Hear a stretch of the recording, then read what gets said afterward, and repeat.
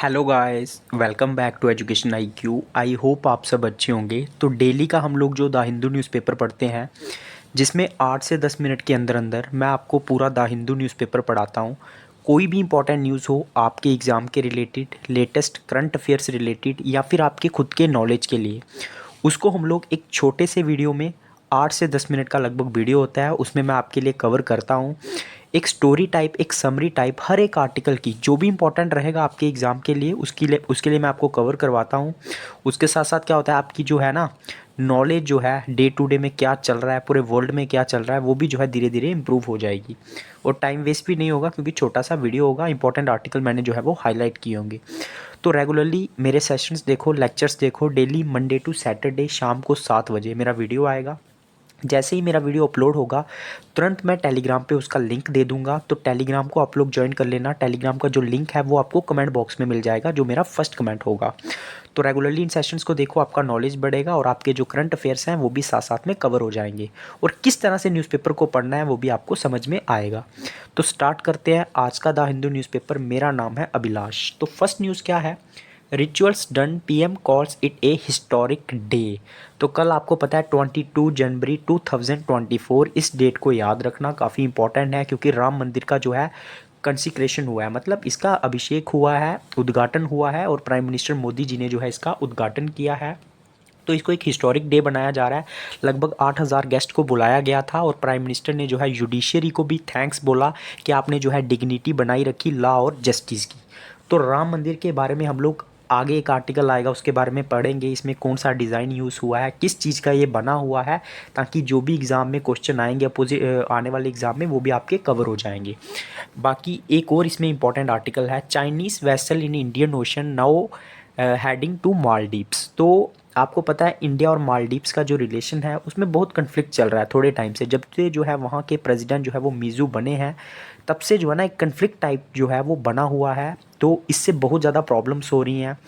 पहले तो क्या हुआ, इंडिया जब मोदी जी ने जो है वहाँ पे विज़िट किया, हमारी जो अंडोबार और निकोबार जो सॉरी जो लक्षद्वीप आइलैंड है हमारा, वहाँ पे जब उन्होंने विज़िट किया तो उसके बाद जो है उन मोदी जी ने टूरिस्ट को बढ़ावा दिया। उसके बाद कुछ कमेंट्स आए वहाँ के जो डिप्टी मिनिस्टर्स थे उनके, उसके बाद इंडियंस जो सोशल मीडिया पे इंडिया जो है काफ़ी हावी हो गया। तो मतलब थोड़ा सा सिचुएशन बदल गया और मालदीव्स के जो प्रेसिडेंट हैं, हमारे जो आर्मी मेंबर वहाँ पे रहते हैं उनको भी वहाँ से हटाने की बात की है। और एक हाइड्रोट्रॉफी प्रोजेक्ट चल रहा था उसमें भी कन्फ्लिक्ट आ रहे हैं। तो एक अच्छा साइन नहीं है। वहाँ की जो गवर्नमेंट है वो थोड़ी सी प्रो चाइनीज़ है।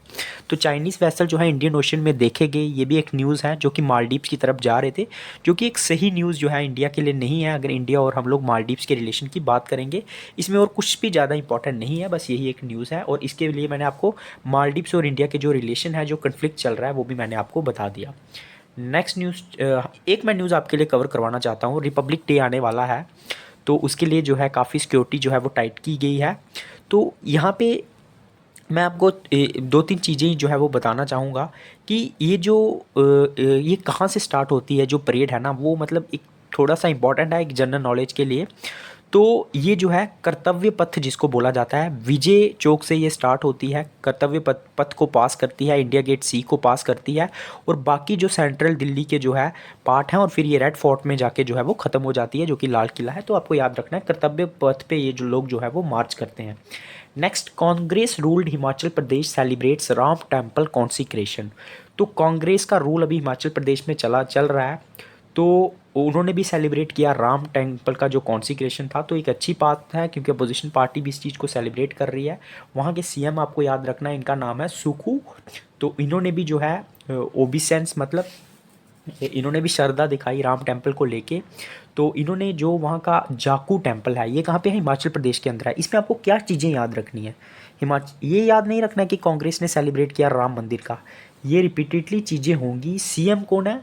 सुकू, ठीक है। और ये जाखू टेम्पल कहाँ पे है? हिमाचल प्रदेश में। ये चीज़ें आपको याद रखनी है। नेक्स्ट न्यूज़ के ऊपर, हनुमान का ये टेम्पल है, मैं आपको बता दूं। Next, apex court to decide if centre encroached on Punjab's domain. तो ये भी एक इशू चल रहा है सेंट्रल गवर्नमेंट और पंजाब में रिलेटेड। इशू क्या है मैं आपको पूरा बताता हूँ। क्या हुआ कि जो बीएसएफ है, जहाँ पे जो बॉडी सिक्योरिटी फोर्स है ना, वो 15 किलोमीटर के बॉर्डर एरिया जो है कवर करती थी।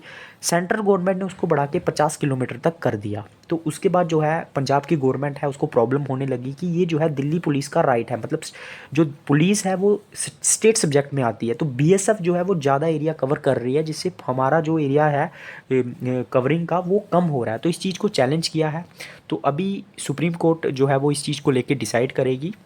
एक नोटिफिकेशन के थ्रू सेंट्रल गवर्नमेंट ने जो बीएसएफ का एरिया था उसको 50 किलोमीटर तक बढ़ा दिया था। उसी को लेके ये कन्फ्लिक्ट चल रहा है। ऐसा बंगाल में भी हुआ था और बंगाल गवर्नमेंट ने भी इस चीज़ को जो है क्रिटिसाइज़ किया था। तो अभी इसको रिलेटेड जो है वो नेक्स्ट जो है वो डिसीजन आएगा।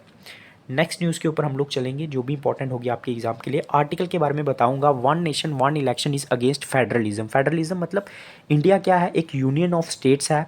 फेडरल स्ट्रक्चर है इंडिया का। मेन पावर जो है वो सेंटर में रहती है, लेकिन स्टेट्स के पास भी जो है वो अपनी अपनी पावर है, उसी को बोलते हैं फेडरलिज्म। तो इसमें क्या है, मैं आपको बताऊंगा कि जो वन नेशन और वन इलेक्शन की हम लोग बात करते हैं तो इसके क्या क्या पॉइंट है। तो क्या ये पॉसिबल है वन नेशन वन इलेक्शन करवाना, जिसके लिए बीजेपी ने एक हाई लेवल कमेटी जो है वो बिठाई हुई है, जिसके प्रेसिडेंट जो है वो रामनाथ कोविंद है। तो उस चीज़ को लेके वो स्टेट लेजिस्लेचर से बात कर रहे हैं, अलग अलग लोगों से बात कर रहे हैं। तो क्या ये पॉसिबल है, क्योंकि इसके पॉइंट क्या है मैं आपको बताता हूँ पहले। तो बहुत लोग इस चीज़ को आर्ग्यू करते हैं कि जब वन नेशन वन इलेक्शन हो जाएगी तो इससे जो एक्सपेंडिचर है इलेक्शन का वो कम हो जाएगा, क्योंकि एक ही बार इलेक्शन करवानी है हमको। और दूसरा रीज़न ये भी बोला जाता है कि जो मॉडल कोड ऑफ कंडक्ट लग जाता है, आपको पता है इलेक्शन से पहले मॉडल कोड ऑफ कंडक्ट लग जाता है। ये एक गाइडलाइंस होती हैं इलेक्शन कमीशन की, जिसके थ्रू आप लोग कुछ चीज़ें जो है वो नहीं कर सकते हैं। तो इससे क्या होता है, गवर्नमेंट को जो अपने काम करने होते हैं उसमें भी जो है थोड़ी सी रुकावट आ जाती है, थोड़ा सा हाल्ट आ जाता है। उसके बाद जो अपोनेंट्स हैं, मतलब जो वन नेशन वन इलेक्शन को जो है मतलब सपोर्ट नहीं करते हैं, वो ये बोलते हैं कि जो फ्री एंड मतलब फेयर इलेक्शन कराने की जो बात है, तो ये लोगों की चॉइस है और इसमें कोई ज़्यादा खर्चा नहीं होता है।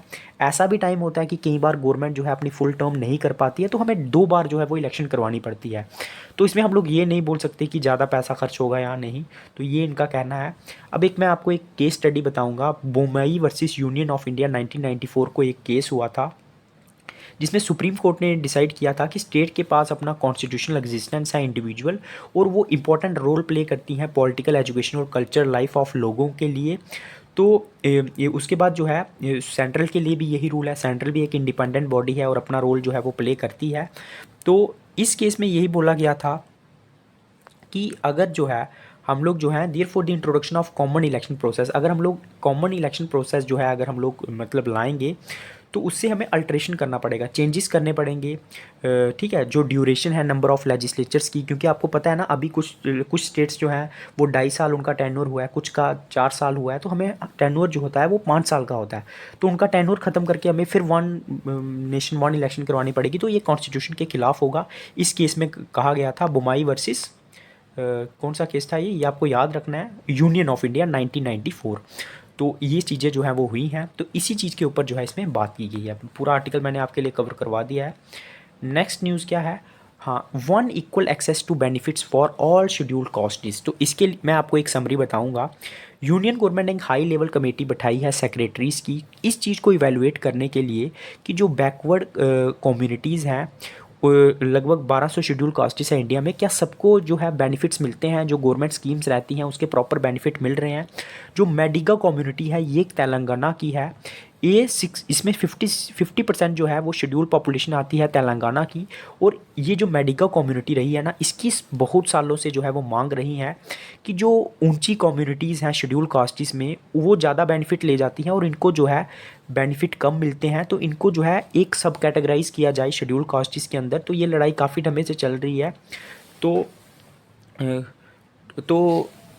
जो एक पुराने अटॉर्नी जनरल थे उन्होंने बोला था कि इनको अगर हमें सब कैटेगराइजेशन करना है इनका शेड्यूल कास्टिस में, तो हमें कुछ जो है वो अमेंडमेंट करनी पड़ेगी शेड्यूल कास्टिस में। इसको आपको याद क्या रखना है, मेडिगा जो कम्युनिटी है वो तेलंगाना को बिलोंग करती है। नेक्स्ट न्यूज़ के ऊपर हम लोग चलेंगे। Intersectionality of gender and caste in women labour participation. आपको पता है हमारे देश में जो वुमेन है ना वो लेबर का काम बहुत कम करती है, मतलब वो बहुत काम कम करती हैं औरतें जो हैं। अगर हम लोग बात करें तो ऐसा डेकेड से चल रहा है, जो फोर्स लेबर पार्टिसिपेशन रहता है ना वो औरतों का बहुत कम रहता है।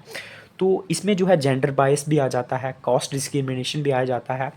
तो वुमेन जो है वो सबसे नीचे आती हैं, उनको मतलब फॉर्मल सेक्टर में कम जॉब मिलते हैं और उनको जहाँ तो एग्रीकल्चर में काम करना पड़ता है या फिर इनफॉर्मल सेक्टर में काम करना पड़ता है, क्योंकि उनके साथ जेंडर बाइस्ड होता है। ठीक है। उसके बाद क्या है, घर से भी उनके पास सोशली भी प्रेशर रहता है कि आपको जो है घर का काम भी संभालना है, उस कारण से भी लेबर जो पार्टिसिपेशन है वो कम है। उसके बाद और भी जो है बहुत सारे इसमें जो प्रॉब्लम्स हैं वो आती हैं, जो उनका मतलब शोषण होता है काम के जहाँ वो काम करती हैं। सैलरी कम मिलती है मैन के मुकाबले, अगर हम लोग बात करें नाइट शिफ्ट में काम नहीं कर सकती, कुछ कंपनियों का ये रूल रहता है। तो ये सारी प्रॉब्लम्स जो हैं उसी के बारे में इस आर्टिकल में डिस्कस किया गया। नेक्स्ट न्यूज़ के ऊपर हम लोग चलेंगे।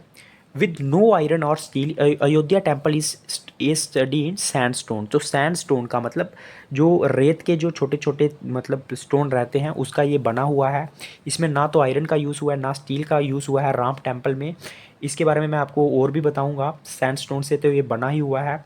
तो इज़ यूज्ड नो आयरन और steel has been used in construction of grand structure. Stones have been source from, तो ये जो स्टोन्स है वो बांसी पहाड़पुर से मंगवाए गए हैं, जो राजस्थान का एक एरिया है। जो हनुमान की और अदर डाइटीज़ की बहुत सारी इमेजेस जहाँ पे लगाई गई हैं।